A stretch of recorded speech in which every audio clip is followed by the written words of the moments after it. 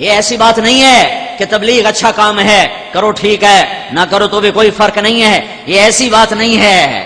ایسی بات ہوتی تو ہمیں اب بڑی گنجائش ہے گھر بیٹھنے کی، پڑھنے کے بعد تو بڑے راستے نظر آ جاتے ہیں جان بچانے کے۔ پڑھنے کے بعد جنہوں نے قانون پڑھا ہوتا ہے وہ کیسے لوگوں کو الجھا لیتے ہیں اور اپنے آپ کو کیسے بچا لیتے ہیں، اپنے آپ کو کیسے نکال لیتے ہیں کہ وہ قانون کی ہیرا پھیریاں سمجھتے ہیں۔ میرے بھائیو، یہ نہیں ہے ہاں بھائی چنگا کام ہے کر لو تو کوئی گل نہیں، تو نہ کرو تو تامی کوئی گل نہیں، یہ ایسا کام نہیں ہے۔ اس پر میرے نبی کا سب کچھ لگ گیا، صحابہ کا سب کچھ لگ گیا، گھروں میں فاقے آ گئے، شہر بدر ہوئے، در بدر ہوئے، گھر سے بے گھر ہوئے، وطن سے بے وطن ہوئے، کائنات کو انہوں نے میرے بھائیو آخری کناروں تک وہ پہنچے۔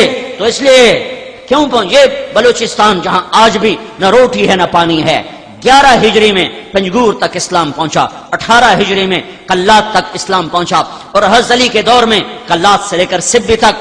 آج بھی میں ابھی وہاں سے میرا چلہ چل رہا ہے، بلوچستان کا سفر کیا ہے، آج بھی انسان نظر نہیں آتے۔ تو آج سے 14 صدی پہلے وہاں کیا تھا جس کو فتح کرنے کے لیے خلفائے راشدین کے دور میں یہاں صحابہ پہنچے ہوں؟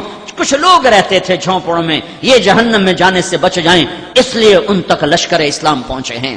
عبد الرحمن بن سمرہ بلوچستان میں سو گئے، خزدار اور قلات کے بیچ ایک علاقہ تھا زیری، اس میں ان کی قبر بنی، وہیں ان کا انتقال ہوا۔ عثمان رضی اللہ تعالیٰ عنہ کے دور میں اس علاقے کے گورنر تھے یہ۔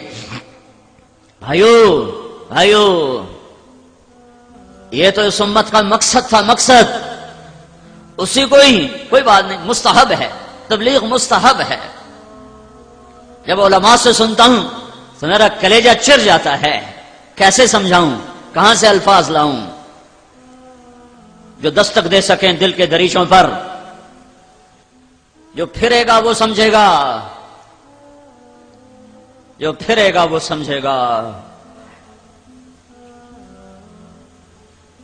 درد کو درد والا محسوس کرتا ہے، دوسرے کو کیا پتا کہ یہ کیوں تڑپ رہا ہے۔ وہ نبی کا جو درد نبوت تھا، جو درد نبوت کہ کوئی جہنم میں جانے نہ پائے، کوئی گمراہ ہی کی موت نہ مرے، اس درد نے بے قرار کیا میرے نبی کو، صحابہ کو۔ تو تب تو وہ ماہی بے آب کی طرح تڑپے، پارے کی طرح بے قرار ہوئے اور ہوا کی طرح پھیلے، اور جب تک زندگی نے وفا کی اور جہاں تک وہ جا سکتے تھے دنیا کا آباد حصہ لا الہ الا اللہ کی آواز سن چکا تھا۔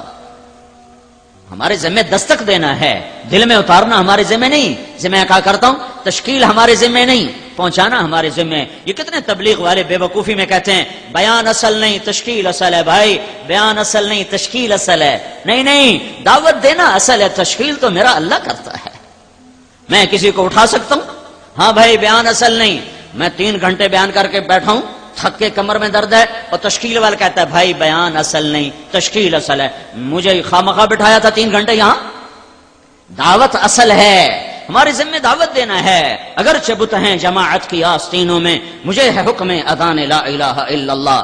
میں تشکیل نہیں کر سکتا، میں دل نہیں پھیر سکتا۔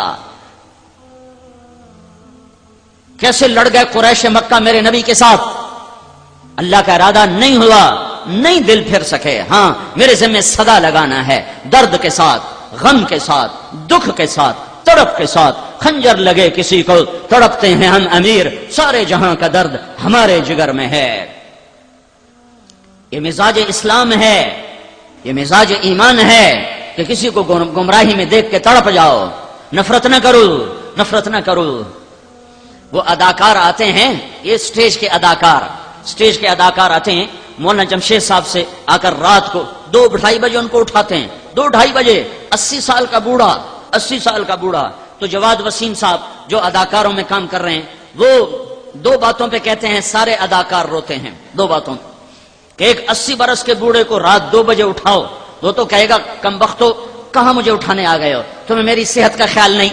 تو کہا ہم یوں ہاتھ لگاتے ہیں تو مولانا جمشید صاحب آنکھ بعد میں کھولتے ہیں اور مرحبا مرحبا پہلے کہتے ہیں، مرحبا مرحبا مرحبا۔